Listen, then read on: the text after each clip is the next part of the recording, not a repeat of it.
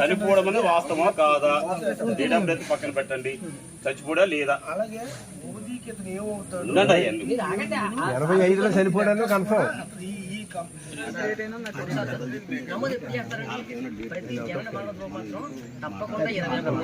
ఏదైనా చిన్నమాట మీకు అందరికి లేట్ డెత్ అండ్ బర్త్ సర్టిఫికేట్కి అప్లై చేస్తున్నారు. మీరు చేస్తున్నారా లేదా?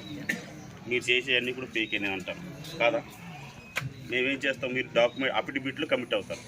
మా అబ్బాయి ఇందులోనే పుట్టాడు, ఈ సంవత్సరం పుట్టాడు కమిట్ అవుతారు మీరు. లేదు మా ఫాదర్ ఎప్పుడో చచ్చిపోయారు, కానీ అప్పుడు డేట్ అవసరం ఏదో బ్యాంకులను లేకపోతే భూమి పట్టాల కోసము ఎఫ్ఎంసీ కోసం పెడుతున్నారు. ఒరిజినల్ డేట్ మీకు ఎవరికైనా తెలుసా? మీరు ఎక్కడ కమిట్ అవుతున్నారు? అఫిడవిట్లో కమిట్ అవుతున్నారు. మేమేం చేస్తాం, అఫిడవిట్ బేస్ చేసుకొని గ్రామంకి వచ్చి పంచనామా కండక్ట్ చేసి పలానా తేదీని చనిపోయారనేసి మాకు బాగా తెలుసు అని మీరు అంటారు. పలానా తేదీని చచ్చిపోయారంటే మీరు అఫిడవిట్లోనే ఇచ్చారని మేము అంటాం. మీరు అందరు పెద్దల సంతకాలు పెడతారు, కుటుంబ సభ్యుల సంతకాలు పెడతారు, అన్ని పెడతారు. ఇది మేము ఆర్డీఓ గారికి పంపిస్తాం. ఆర్డీఓ గారు ఏం చేస్తారు? ఆర్డీఓ సార్ కూడా ఏంటి దుర్వినియోగం చేస్తారు? మీరు పెట్టిన డాక్యుమెంట్స్ అఫిడవిట్లోనే కంప్రమైజ్ చేస్తారు. ఏమైనా మీరు తేడా వస్తే అఫిడవిట్ మీ అఫిడవిట్ ద్వారా మీకు జైలు పంపించవచ్చు. అంతేగా మమ్మల్ని తప్పుడుతో పట్టించినట్టు లెక్కే కదా, మెయిన్ కాదు.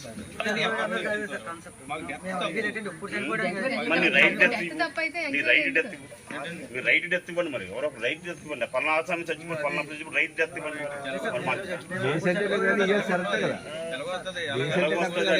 ఎంఆర్ఆఫ్ నమోదు చేసుకోవాలి. ఎలాగొస్తుంది మనం ఏం చెప్పండి ఏంటి? మరి అందుకే కదా ఇప్పుడు మేము చెప్పేదానికి లేట్ డెత్ కి నేను చెప్పిన వివరంగా, లేట్ డెత్ కి వివరంగా చెప్పాను. లేట్ డెత్ కి 4 ఫాదర్స్ కి లేటు డెత్ అండ్ బర్త్ కి ఇక్కడ గ్రామ పంచాయతీలో కానీ ఎంఆర్ఆఫ్ లో కానీ నమోదు కాకపోతే. అందరికీ నమస్కారం అండి. యాక్చువల్లీ ఇవాళ మేము గాంధీనగర్ విలేజ్ నాతవరం మండలంలో ఒక ఎఫ్ఎంసీ ఎంక్వైరీ కోసం గ్రామసభ కండక్ట్ చేశాము. ఈ గ్రామసభ కండక్ట్ చేయడానికి కారణం ఏంటంటే ఎస్సీ కమిషన్ మెంబర్ సీతారామరావు గారు వచ్చినప్పుడు వాళ్ళకి ఒక కంప్లైంట్ ఇచ్చారు ఎస్సీ కమిషన్ ద్వారా. అది ఒక ఫేక్ ఎఫ్ఎంసీ తీసుకొని, ఒక ఫేక్ డెత్ సర్టిఫికేట్ తీసుకొని ల్యాండ్ వాళ్ళ పేరు మీద మార్చేసుకొని ఇచ్చేసేసుకున్నారని ఒక కంప్లైంట్ ఉంది. ఆ కంప్లైంట్ ఎంక్వైరీ కోసం, ఎఫ్ఎంసీ ఎంక్వైరీ కోసం గ్రామసభ కండక్ట్ చేసాం.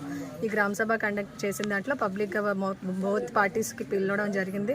అందులోని ఆ నెల్లూరు పెంటమ్మ అనేవారి పేరు మీద ఎఫ్ఎంసీ రికార్డ్ అయింది. సో ఆవిడ స్టేట్మెంట్ అండ్ అదర్ పార్టీ ఎవరు లంకా పృథ్వీరాజ్ అనే అతను అప్లికేషన్ పెట్టుకున్నారు. సో అతను స్టేట్మెంట్ తీసుకోవడం అవుతుంది. అండ్ తర్వాత ఎల్డర్స్ది కూడా తీసుకొని ఈ మొత్తం స్టేట్మెంట్స్ని చూసి ఎంక్వైరీ రిపోర్ట్ బట్టి ఇచ్చేసిన తర్వాత అది ఎఫ్ఎంసీ క్యాన్సిలేషన్ చేయాలా లేకపోతే ఏంటనేది ఫర్దర్ది మా ఆర్డీఓ గారికి రిపోర్ట్ సబ్మిట్ చేస్తాం.